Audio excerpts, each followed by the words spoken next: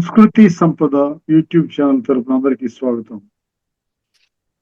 ఉపనిషద్ విజ్ఞానం అనే శీర్షికలో శ్రీ ఎంవి లోకనాథం గారు ధారావాహిక ప్రసంగం చేస్తున్నారు. వారి ధారావాహిక ప్రసంగంలో ఈరోజు 80వ ప్రసంగం చేస్తూ కఠోపనిషత్తు గురించి ప్రసంగిస్తున్నారు. శ్రీ లోకనాథం గారికి స్వాగతం. ఓం తత్సత్. ఓం గురవే సర్వలోకానాం భిషజే భవరోగిణాం నిధయే సర్వవిద్యానాం దక్షిణామూర్తయే నమః. ఓం సదాశివసమారంభాం శంకరాచార్యమధ్యమాం అస్మదాచార్యపర్యంతాం వందే గురుపరంపరాం.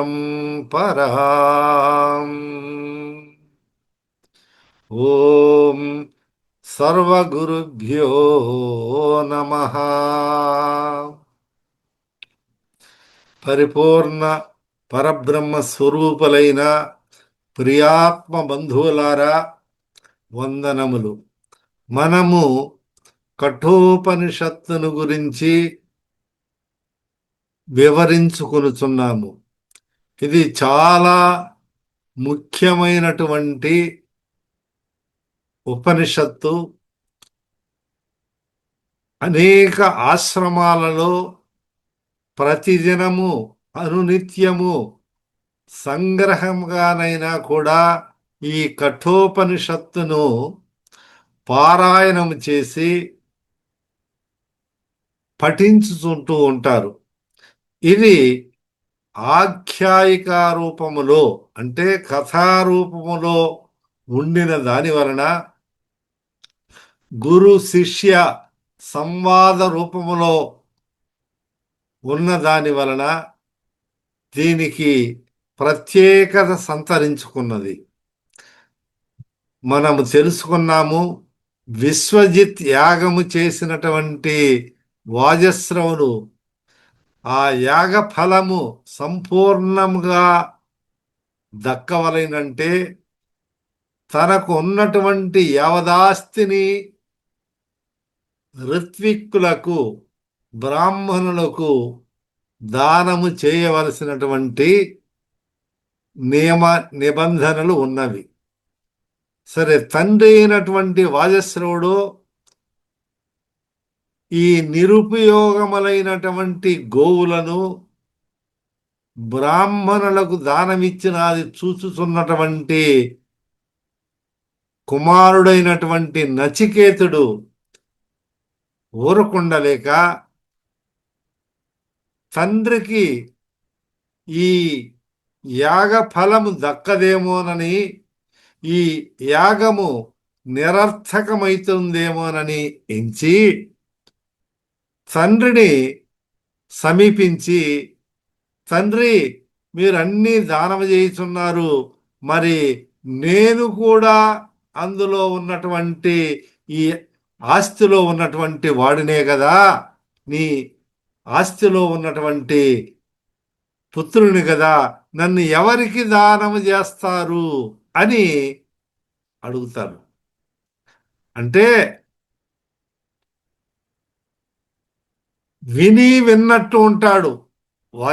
తండ్రి గారు వాజస్రవుడు ఈ బాలుడు అడిగినటువంటి మాటలను పట్టించుకోకుండా ఉంటే మరలా మరలా ఈ బాల్య చాపల్యముతో అడుగుతా ఉంటాడు, తండ్రి నన్ను ఎవరికి దానం ఇస్తారు, నేను కూడా ఉండాలి కదా అని. అంటే ఇతను పుత్ర వ్యామోహము ఏ విధంగా అయినా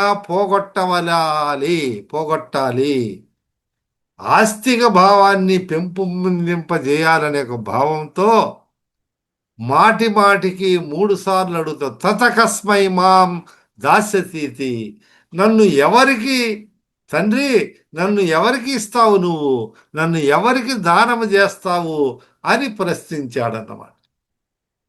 కానీ ఈయన కార్యాంతర వ్యగ్రమానసుడై, అంటే ఇతను చేసే తండ్రి తన పనులలో నిమగ్నమై ఉండేదాని వలన దీనిని అంతగా పట్టించుకోకుండా నిన్ను యమునికిస్తాను అని చెప్తాడు. యమునికి నిన్ను దానం చేస్తానంటారు. మామూలుగా చిరాకులో అన్నటువంటి మాటే గాని పుత్రుని యమునికి దానం చేయాలన్నటువంటిది స్వాభావికమైనటువంటి చెప్పినటువంటి వాస్తవమైనటువంటి మాట కాదు. అప్పుడు ఎప్పుడైతే ఈ మాట అన్నాడో తదుపరి పశ్చాత్తాపడతాడు వాజశ్రవుడు. నేను ఎట్లా నా కుమారుని దానం చేసి నేను ఏ విధంగా ఉండాలి, పుత్ర వ్యామోహం చేత నేను పొరబడితే అని అతను భావిస్తూ ఉన్నప్పుడు ఏ విధంగా అయినా సరే ఈ పుత్ర వ్యామోహాన్ని, తన తండ్రి పుత్ర వ్యామోహాన్ని పోగొట్టాలి, పుత్ర వియోగమునకై పరితపించుతున్న తండ్రికి ఇక్కడ పుత్రుడు వైరాగ్యాన్ని ఉపదేశించడం అనేది చాలా గొప్ప విషయం. అప్పుడు ఈ బాల మేధావి ఈ నచికేతుడు అంటాడు, పుట్టిన తర్వాత చావు అన్నది అనివార్యం, జాతస్య ధ్రువో మృత్యు, మనం భగవద్గీతలో కూడా మనము తెలుసుకుని ఉన్నాం. కాబట్టి ఎవరైతే పుడతారో వాళ్లకు చావు అనేది తప్పనిసరిది, అది అనివార్యమైనది అని చెప్తూ, సస్యము అంటే ఒక పైర్లన్నీ ఉద్భవిస్తాయి, పరిణామం చెందుతాయి, చివరకు అవి నశించుతాయి. అదే విధంగా కూడా ఈ శరీర పరిస్థితి కూడా అదే విధానంగా ఉంటుంది. కానా మీరు దుఃఖించవలదు, ఓ తండ్రి నువ్వు దుఃఖించవలదు, నన్ను యమునికి దానం ఇస్తానని చెప్పినావు కాబట్టి మన పూర్వులంతా, మన వాళ్ళందరూ కూడా గొప్పవాళ్ళు, వాళ్ళు సత్యవాక్య పరిపాలన చేసినటువంటి గొప్ప సంపన్నులు. సత్యాన్ని, సత్యం వద ధర్మంచర, సత్యాన్ని పరిపాలించినటువంటి వాళ్ళు, సత్యవాక్య పరిపాలనము 100% చేసినటువంటి వాళ్ళు. కాబట్టి మీరు ఎంత ఆ త్యాగానికి ఎంత త్యాగము వనరించినారో వాళ్ళ యొక్క ఈ సత్య పరిపాలన ఒకసారి ఆలోచించండి. ఈ కర్తవ్య ధర్మాన్ని ఆలోచించుకుని ఆడిన మాట తప్పవద్దు, వెనుకంజ వేయొద్దు, శోకించవద్దు, సత్యవాక్య పరిపాలకుడమై సంతోషంగా నన్ను యమాలయమునకు నేను పోయి వస్తాను, నాకు అనుజ్ఞ ఇమ్మని కోరతాడు. చూస్తారా, ఈ నచికేతుడు మరి యముని దగ్గరికి నేను పోయేదానికి సిద్ధపడతాడు. ఎందుకు? ఆయన ఏదో పనిలో ఉండి, పని భారంలో ఉండి, ఏదో మనం ఒక్కోసారి అనుకోకుండా అంటారు, అట్లా పోయి చావు అంటారు కొంతమంది. అంటే అతను చనిపోవాలని కాదు, అంటే యమునికి ఇస్తారంటే యముని చేతిలో పెట్టేవాడు ఎవరైనా తిరిగి వచ్చినారా ఈ లోకంలో మనం చూసామా అంటే అది కానటువంటి విషయము. కాబట్టి అనేశాడు. పని తొందరలోనో చిరాకు కలిగి 3-4 సార్లు అడిగినప్పుడు ఈ పని భారములో ఉండి అవన్నీ చూసుకోకుండా తన మాటను అన్నాడు. కానీ వస్తుతః యథార్థంగా యమును దగ్గరికి తన కుమారుని పంపించేదానికి అతను ఇష్టం లేదు. ఏ తండ్రికి కూడా ఇష్టం ఉండదు, అది అందరికి తెలిసినటువంటి విషయం. కానీ సత్యవాక్య పరిపాలన మనము, మన వంశస్థులు, మన పూర్వీకులు అందరూ కూడా శాస్త్రములో మనం చూస్తే ఎంతోమంది ఈ సత్యహరిశ్చంద్రుని కథ కానీ తరువాత గొప్ప గొప్ప వాళ్ళను అంతా కూడా సత్యం మద ధర్మంచర అనేది పాలించి ఉన్నారు కాబట్టి నాకు అనుజ్ఞేయమని కోరతాడు. అప్పుడు ఆయన విధిలేని పరిస్థితిలో ఈ కుమారుడు చేత కుమారుడు బోధ చేస్తూ ఉన్నట్లయితే మనకు ప్రహ్లాదుడు కూడా తండ్రికి బోధ చేస్తారు, మరి కపిలుడు తల్లికి బోధ చేస్తారు. ఇట్లా మన భారతీయ సంస్కృతిలో పిల్లవాళ్ళు కూడా, అంటే కుమారుడు తండ్రికి బోధ చేసినటువంటి విషయాలున్నాయి, కుమారుడు తల్లికి బోధ చేసినటువంటి విషయాలున్నవి, మరి శిష్యులకు గురువులు బోధ చేసేటట్టు ఉన్నాయి. కాబట్టి దీనికి అంత ప్రాశస్త్యము సంతరించుకుని ఉన్నది. కాబట్టి తదుపరి తండ్రి గారి ఆజ్ఞ తీసుకొని మన నచికేతుడు యమలోకానికి బయలుదేరతాడు. అనుజ్ఞ తీసుకుంటాడు, తల్లిదండ్రులకు నమస్కరిస్తాడు. నమస్కరించి ఆయన యమలోకానికి ఎగుతాడు.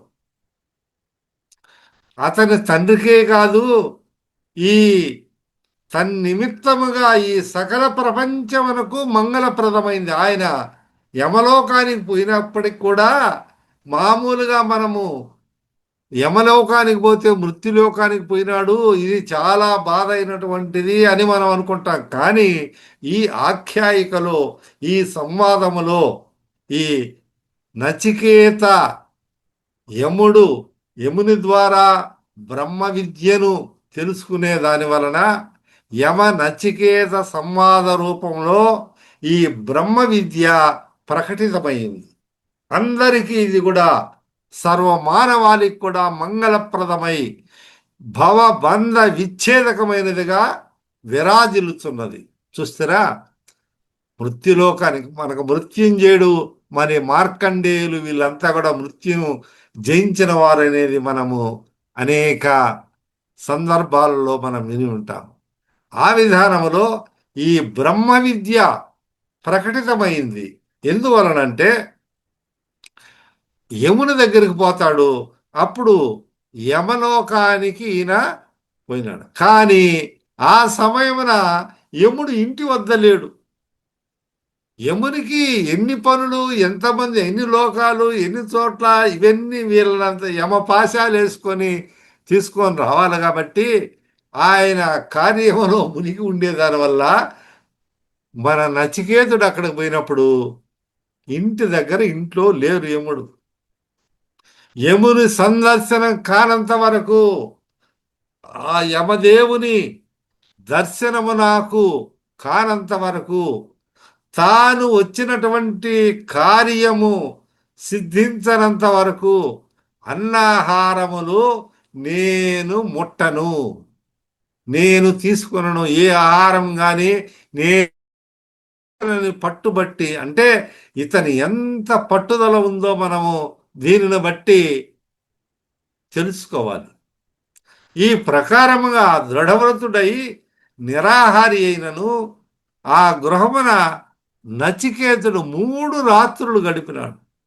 1 రోజు కాదు, 2 రోజులు కాదు, 3 రోజులు ఆయన వచ్చినంత వరకు నిరాహారి అయి గడిపినాడు. చూస్తారా, అంటే అంతటి పట్టుదల ఈ నచికేతు నుంచి మనము తెలుసుకోవాలి. అంతేకాదు మన భారతీయ సంప్రదాయంలో, భారతీయ సంస్కృతిలో పట్టుదలకు, శ్రద్ధకు చాలా ప్రాముఖ్యత ఇవ్వబడింది.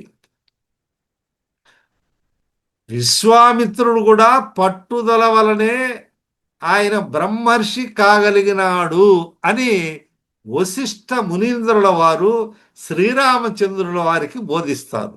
ఏమిటి? విశ్వామిత్రేణ మునినా దైవముత్సృజ్య దూరతః పౌరుషేనైవ సంప్రాప్తం బ్రాహ్మణ్యం రామనాన్యథా. రామ, ఓ రామ, నా అన్యథా. పౌరుషేనైవ సంప్రాప్తం, పౌరుషం వల్ల, పట్టుదల వల్ల, గట్టి ప్రయత్నం వల్ల, నేను సాధించి తీరాలనే భావం వల్ల, సాధనమున పనులు సమకూరు ధరలో అనే భావం వల్ల విశ్వామిత్రుడు కూడా బ్రహ్మర్షి కాగలిగినాడు. ఓ రామా, నీవు కూడా అటువంటి పట్టుదల ఉంటేనే ఈ బ్రహ్మ విద్యను పొందగలవని శ్రీరామచంద్రుల వారికి వశిష్ఠ మునీంద్రులు బోధించినారు. యోగ వాసిష్టంలో తెలియబడింది. విశ్వామిత్రేణ మునిన దైవ ముత్సృజ్య దూరత. ఈ విశ్వామిత్ర ముని దైవత్వాన్ని అంటే బ్రహ్మత్వానికి దూరంగా ఉన్నాడు. అంటే ఆయన రాజర్షి, విశ్వామిత్రుడేమో రాజర్షి. కానీ విశ్వామిత్రుని యొక్క గొప్పతనము, అతని దగ్గర ఉన్నటువంటి ఈ కామధేను యొక్క గొప్పతనము ఎన్ని తెలుసుకొని ఆయన యొక్క శక్తి సామర్థ్యాలు అక్కడ పనిచేయలేదు కాబట్టి నేను కూడా బ్రహ్మర్షి కావాలని అతనిలో కోరిక కలిగింది. ఆ కోరిక వల్ల ఆయన ఏం చేశాడు? పౌరుషేనైవ సంప్రాప్తం బ్రాహ్మణ్యం రామన. అప్పుడు పౌరుషం వహించి తపస్సు చేసి బ్రహ్మర్షి కాగలిగినాడు. అది ఒక పట్టుదల వల్లనే సిద్ధించింది. ఆ విధానంగా ఆ రీతిలో ఇక్కడ మన నచికేతుడు కూడా పట్టు సడలని బాలుడై, తన బాలుడా, ఒక చిన్న పిల్లవాడు అంత పట్టుదల, అంత కఠోరమైనటువంటి దీక్షతో ఉన్నాడంటే మరి ఆ కథను మనం వింటేనే మనకు చాలు అయ్యో అనిపిస్తుంది. అప్పుడు ఈ నచికేతుడు తరువాత 3 రోజుల తరువాత వస్తాడు. ఏంటి, ఈయన ఇంటి దగ్గర లేడు. మళ్ళా ఇంటికి వచ్చేతలకి 3 రోజులైంది. అప్పుడు యముడు వచ్చేతలకి 3 రోజులైన తర్వాత ఆయన యముడు తన గృహానికి తిరిగి వస్తాడు. అప్పుడు ఏమి జరిగింది? ఈ సంగతి ఆ పరిచారికల వల్ల యమునికి చెప్పారు. ఇవన్నీ కూడా మనము ఈ ఉపనిషత్తులో తెలుసుకుంటాం. కానీ ఉపోద్ఘాతంగా ఇవన్నీ మనము ఈ యొక్క కథారూపంలో ఉన్నటువంటి విషయాన్ని మనం తెలుసుకోవాలి. అంటే ఇంటికి వచ్చినటువంటి ఒక అతిథి ఉపవాసం ఉండి ఆయన నీళ్లు కూడా ముట్టుకోలేదని ఎప్పుడు చెప్పినాడో ఆయనకు చాలా విచారం కలిగింది. ఎందుకు? ఇంటికి వచ్చినటువంటి అతిథిని తిరస్కరించినా కానీ, లేదా ఆ అతిథి అన్నాహారాలు ముట్టకుండా, అన్నాహారాలు తీసుకోకుండా, లేదా గ్రహించకుండా, ఆ ఇంటిలో భుజించకుండా అతిథి తిరిగి వెడలిపోయినచో ఆ ఇంటి యజమాని గృహస్థునికి సమస్త పుణ్యములు, సకల ఐశ్వర్యాలు కూడా నశించుతాయని మన శాస్త్రం తెలియజేస్తుంది. చూస్తారా? కాబట్టి అతిథి దేవో భవ అన్నారు. ఏమిటి? మన శాస్త్రాలు ఏమి చెప్పినాయి? మాతృదేవో భవ, పితృదేవో భవ, ఆచార్య దేవో భవ, అతిథి దేవో భవ.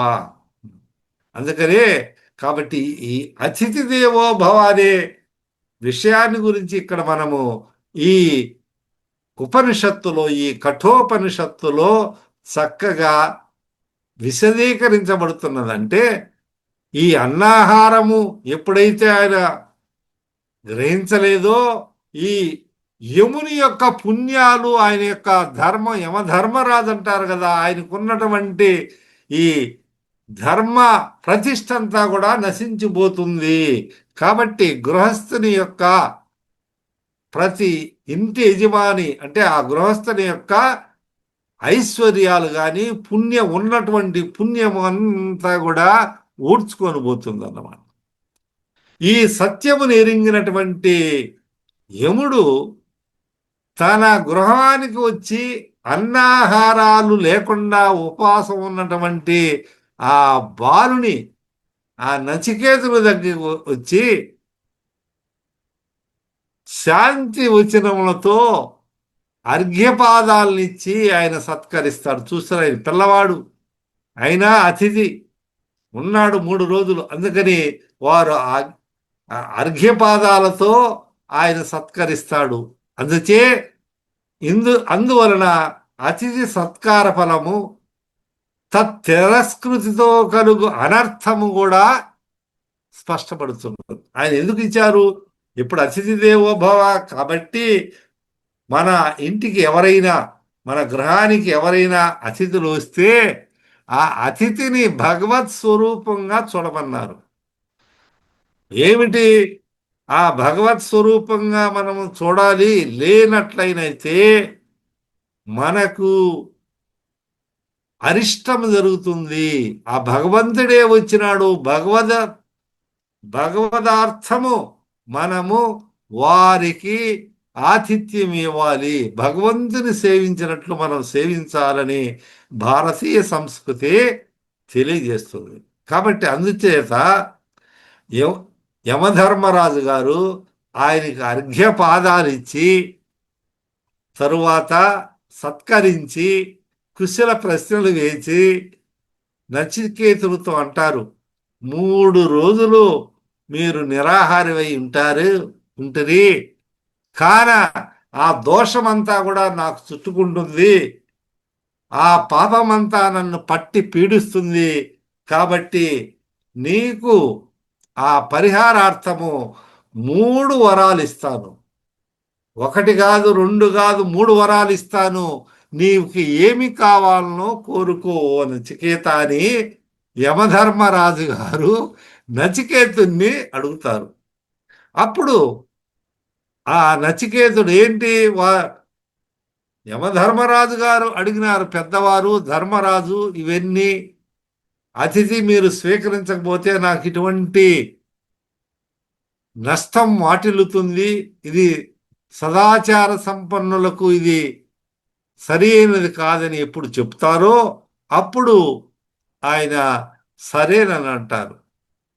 ఆ 3 వరాలు ఇస్తానన్నప్పుడు ఇప్పుడు సర్వప్రథమంగా మొట్టమొదట ఏం వరం కోరుతాడంటే పితృపరితోష రూపమైన వరాన్ని, అంటే మన తండ్రికి సంతోషం కలిగించేటువంటి వరాన్ని చూస్తారా. పితృదేవోభవ, మాతృదేవోభవ. కాబట్టి మాతృదేవోభవ, పితృదేవోభవ. తండ్రి అక్కడ యాగములో చూసి, తండ్రి శోకించినది చూసి ఇతన్ని పంపించేదానికి వెనుకంజ వేస్తూ ఉంటే, ఆయన చాలా బాధతో ఉంటే అప్పుడు ఆయన సంతృప్తి పరచాలి, తల్లిదండ్రులను సంతృప్తి పరచాలంటామే.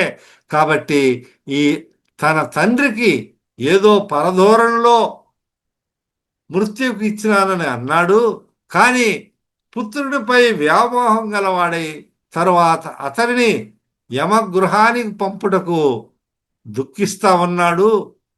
పుత్రుడు, తండ్రి వాక్యం అసత్యము కాకూడదు, ఎప్పటికీ తన తండ్రి మాట కాకూడదు, అసత్యం కాకూడదనే భావంతో యమగృహానికి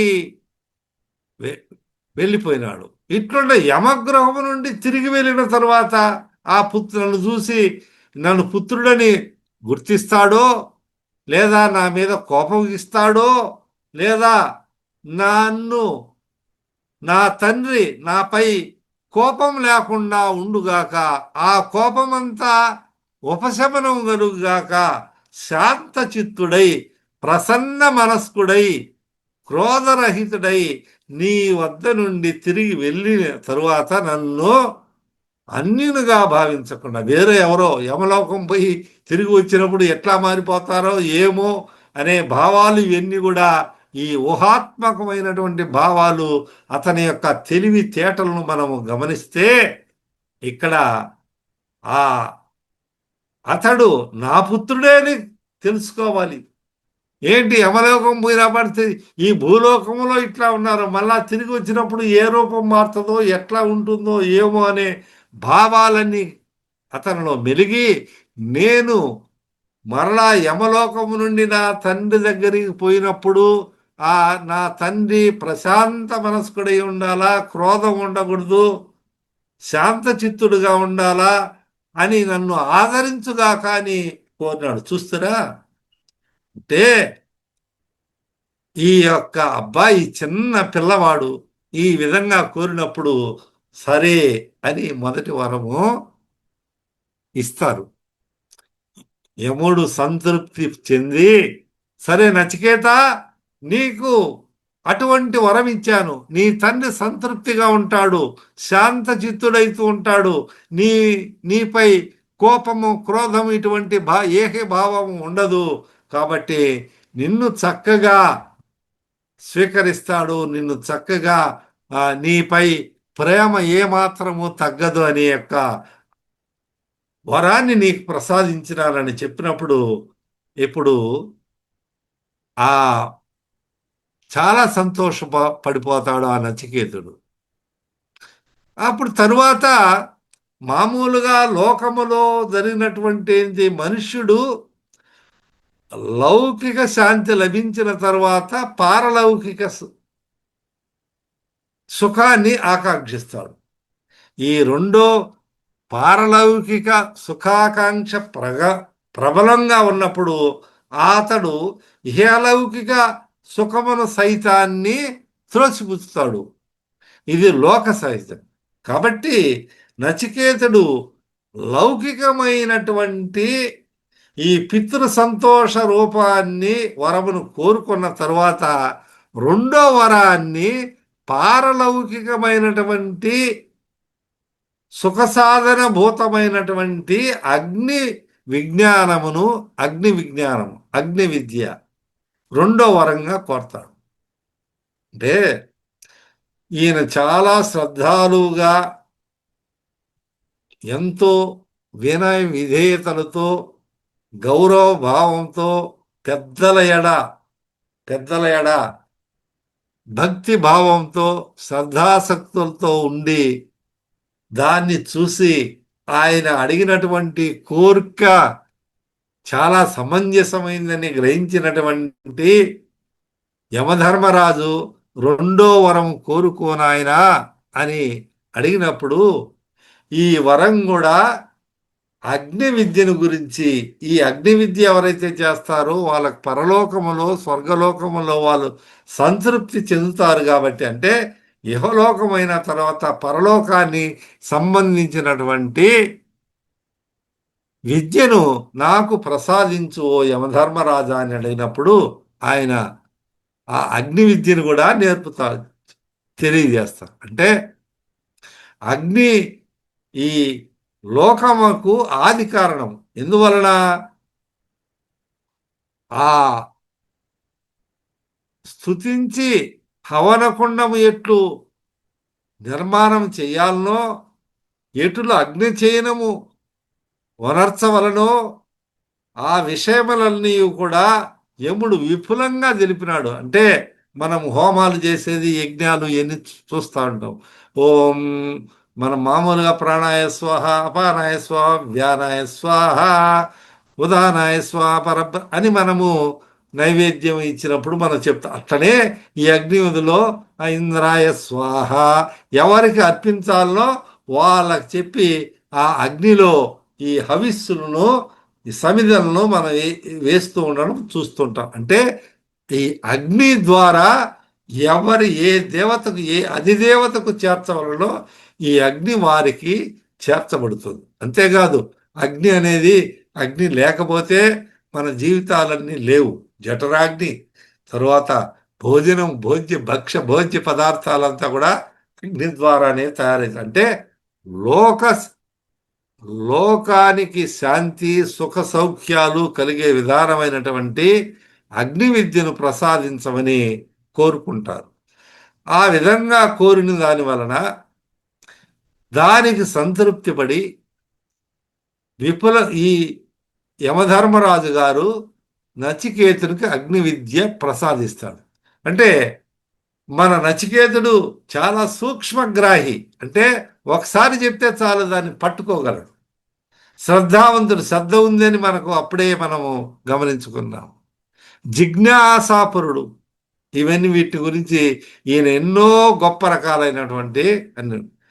యముడు చెప్పిన దాన్ని అంతా కూడా శ్రద్ధగా విని, విన్నది విన్నట్లు తూచా తప్పకుండా అంతా తిరిగి మళ్ళా యమునికి చెప్తాడు. ఏమైనా నేను చెప్పినటువంటి ఈ అగ్ని విద్య బోధపడిందా ఏమంటే అంత మొత్తం ఆయనకి వివరిస్తాడు.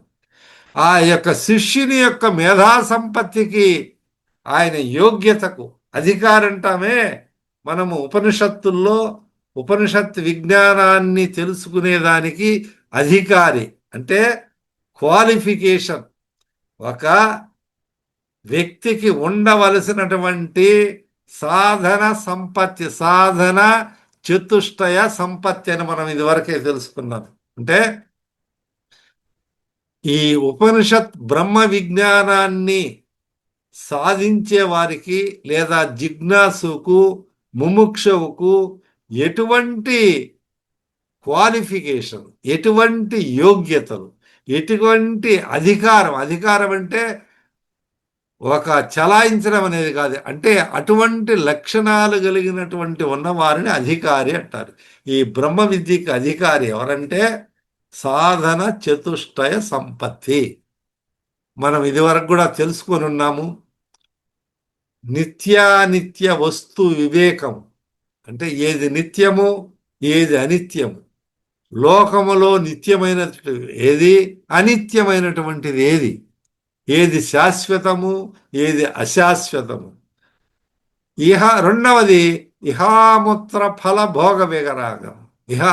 ఈ లోకంలో కానీ అముత్ర ఆ లోకాల్లో కానీ ఉన్నటువంటి ఫలాలు, ఏదైతే భౌతిక సుఖాలు, ఈ సంపదలు, ఇవన్నీ కూడా ఈ బ్రహ్మ విద్య, బ్రహ్మజ్ఞానం అంటే బ్రహ్మ విద్య కాబట్టి, బ్రహ్మానందం కాబట్టి ఇవన్నీ ఆ బ్రహ్మజ్ఞానికి ఇటువంటి ఇహలోకంలో ఉన్నటువంటి సుఖాలు, రాజాది రాజు కానీ ఇంకో కానీ హంసతూలిక కల్పాలు కానీ ధనధాన్యాలు కానీ సిరి సంపదలు కానీ అతనికి ఇవన్నీ తుచ్చంతో తృణముతో సమానం. కాబట్టి ఇహాముత్ర ఫల భోగమైన స్వర్గాది లోకంలో లభించేటివి కూడా నాకు అవసరం లేదు. ఎందుకంటే క్షీణే పుణ్యే మర్త్యలోకం విశంతి. కాబట్టి మరలా మర్త్యలోకానికి వస్తారు. కాబట్టి నాకు ఈ లోకములో లభించే బాహ్య సుఖాలు కానీ పరలోకములో ఉండే స్వర్గాది సుఖాలు కానీ వాటి వెడల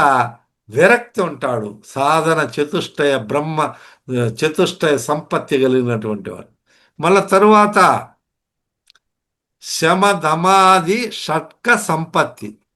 శమము ధమము అంటే శమం అంటే అంతరేంద్రియ నిగ్రహం. మన చిత్తము అహంకారము ఎన్ని అంటాము కదా, ఈ యొక్క అంతరింద్రియాలంతా నిగ్రహించుతాడన్నమాట. మనస్సును అటు ఇటు కట్టడి చేస్తాడు. అంటే శమము. ధమము బాహ్యేంద్రియ అనేటువంటి ఈ కర్మేంద్రియాలను కూడా చేయరానేటువంటి పనులను తన శరీర సాధనముల చేత ముట్టనటువంటి వాటిని కానీ చేయరాని పనులు చేయడు. శమము దమము. తర్వాత తితీక్ష అంటే ఓర్పు, శ్రద్ధ, సమాధానము. ఈ శ్రద్ధ అంటే శాస్త్రముల ఎడల గురువు చెప్పినటువంటి వాక్యముల వల్ల విశ్వాసాన్ని కలిగి ఉండడము. అంటే సంపూర్ణమైనటువంటి విశ్వాసము. అంటే శాస్త్రము చెప్పింది దీన్ని నేను నమ్మి తీరుతాను, దీన్ని నేను పాటించి తీరుతాను అనే భావం. శాస్త్రస్య గురువాక్యస్య సత్యబుద్ధ్యావధారణ.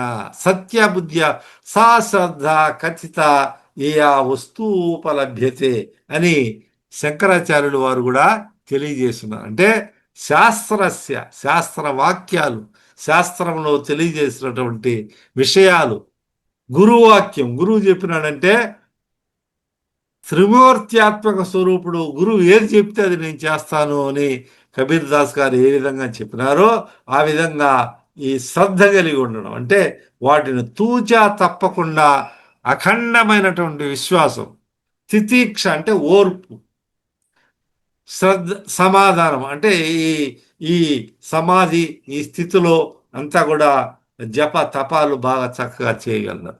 తరువాత ముముక్షుత్వం. ఈ ముముక్షుత్వం అనేది మోక్ష కాంక్ష అంటే ధర్మార్థ కామ మోక్షాలలో ముముక్షత్వం. అందువలనే శంకరాచార్యులు వారు కూడా వివేక చూడామణిలో తెలియజేసినారు ఏమనంటే ఈ మనుష్యత్వం మానవ జన్మ, ముముక్షత్వం, మహాపురుష సంశ్రయం ఈ మూడు కూడా ఏత దుర్లభత్రయం ఈ మూడు ఉండడము దుర్లభము.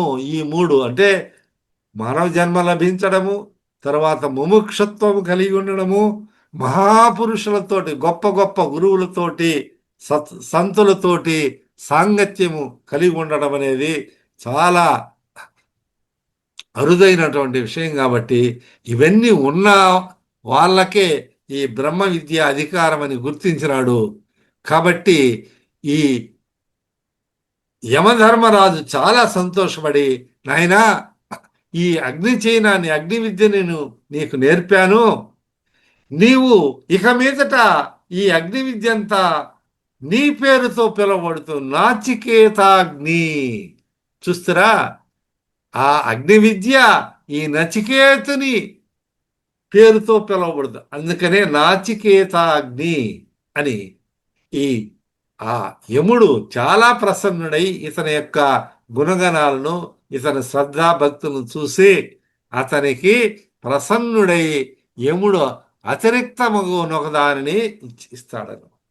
అంటే నచికేతానికి చెప్పబడినటువంటి అగ్ని విద్య ఈ ప్రపంచములో యావత్ ప్రపంచములో దీనిని ఇక మీదట నాచికేతాగ్ని నాయనా నేను నీకు ఉపదేశించినాను, ఇది నీ పేరుతో శాశ్వతంగా ఉండిపోతుంది అని చెప్పాడు. కాబట్టి నచికేతుడు స్వర్గ సాధన భూతమైనటువంటి అగ్ని విద్యను వరించినందున అతడు స్వర్గ సుఖాభిలాషి అని తలంపరాదు.